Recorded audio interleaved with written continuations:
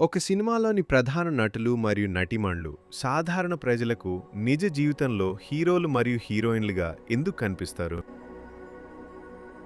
ప్రధాన నటీనటులు ఎక్కువ సన్నివేశాల్లో కనిపిస్తూ సహజంగానే ప్రేక్షకుల దృష్టిని మరియు అభిమానాన్ని ఆకర్షించే ముఖ్యమైన కళాకారులు.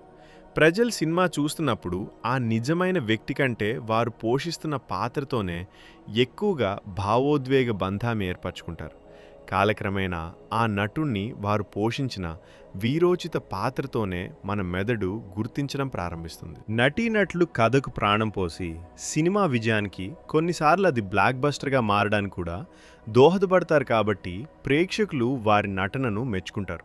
కానీ అంతిమంగా మనం తెరపై చూసి ఆనందించే ఆ అద్భుతం, మ్యాజిక్ వెనుక మొత్తం చిత్రబృందం యొక్క సమిష్టి కృషి ఉంటుంది.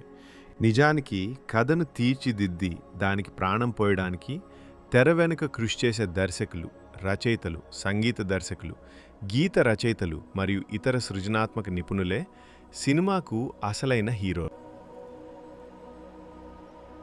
ప్రేక్షకులకు చేరువ కావడానికి, వీరోచిత పాత్రలను మెప్పించేలా పోషించడానికి ప్రధాన నటీనటులు ఎంత కష్టపడినప్పటికీ అది వారిని నిజ జీవితంలో హీరోలుగా మార్చదు.